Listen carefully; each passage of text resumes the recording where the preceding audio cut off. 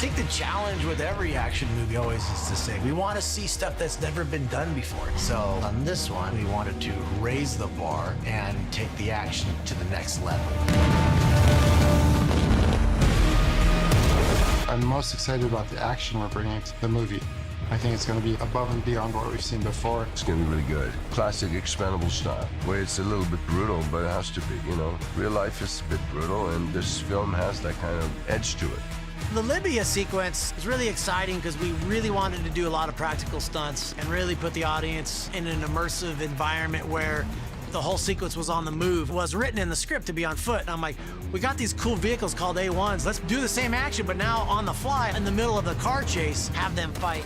It is just wall-to-wall action. That's what I want from these type of franchises. When you get in an action film, it's life-threatening situations. I think when people see it feel completely real, they get really excited by it. I tried to bring men and women in from around the world on this movie. I had a team from Jackie Chan's Hong Kong fight team. I brought Steve Kelso in from the Fast and Furious franchise on car sequences, and I brought in Brian Smurs from all the X-Men to direct second unit. Brian Smurs, who's a genius when it comes to actual, real physical action. He and his team have designed some of the action pieces so that you look at them and you go, wow, that couldn't have been done for real, and it is for real. It was really knowing the screenplay and looking at the visual elements to not only talk about what I wanted to do, but also talk with Brian about here's what we should collectively do to elevate the sequence. One of the things that I try to bring to my films is they're predominantly done for real.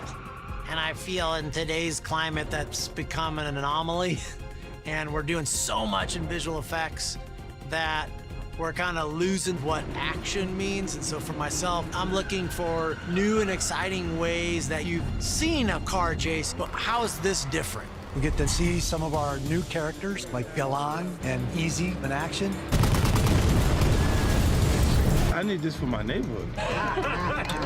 We got all kind of stuff going on back here. Real action scene, we out here doing it. You're gonna love this right here. I'm coming in.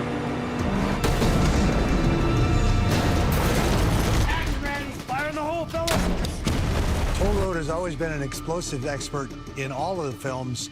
This is the first film where he actually gets to blow some stuff up, so obviously that excites me quite a bit.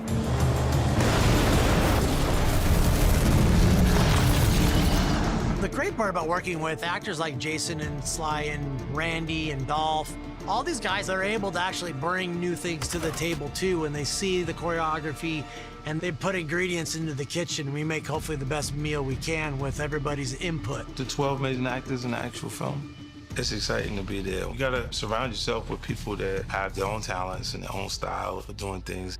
Scott's actually the mastermind behind this. We're super lucky to have him. I love this movie, Need for Speed. I've been a big fan of him for years. I actually watched one of his shows where he just demonstrated how he lit and filmed a car chase, and he's bringing in something extra special. Not just his directorial style, but also his humor, his freshness. Sly and I have been wanting to work together for probably 5 or 6 years, so I was super excited to jump in and be welcomed into this franchise and to hopefully bring my kind of expertise into this with my action background.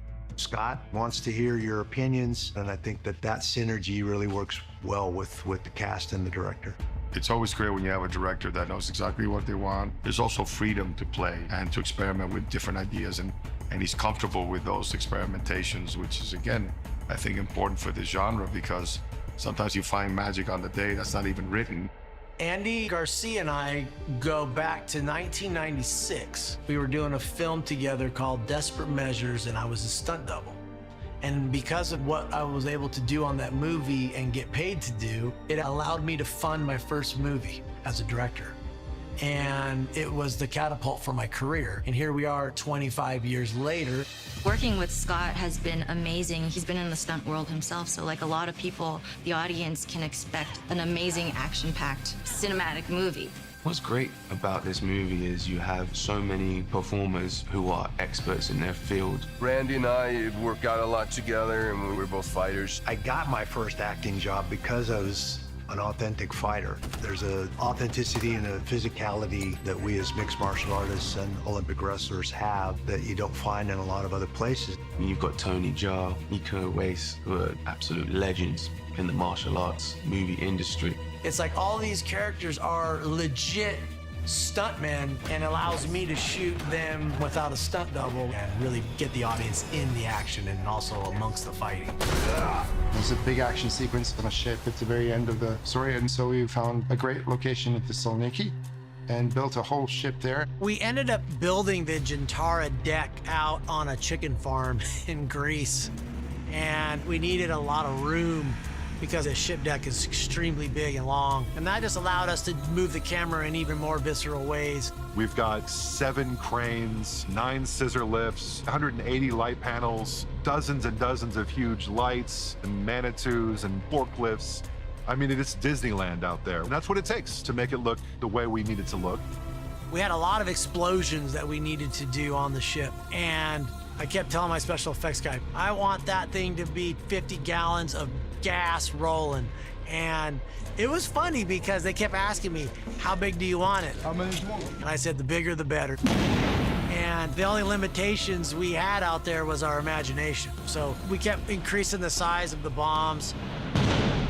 The ship deck was something that was important because we needed scale, and we had the motorcycle sequence that was going to be on there, and we needed speed. I'm doubling Jason Statham.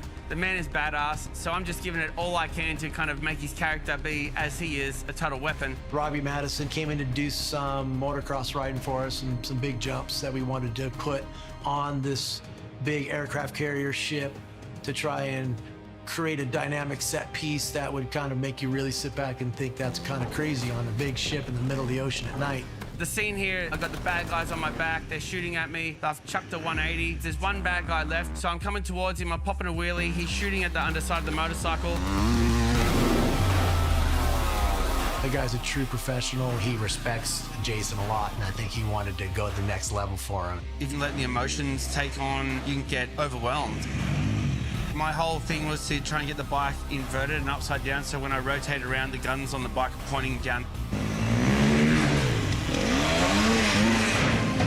And it all happened perfectly. To be able to bring my expertise of what I've trained to do my whole life and be able to put it into a film and combine with all these amazing other talents, I mean, I'm living the dream.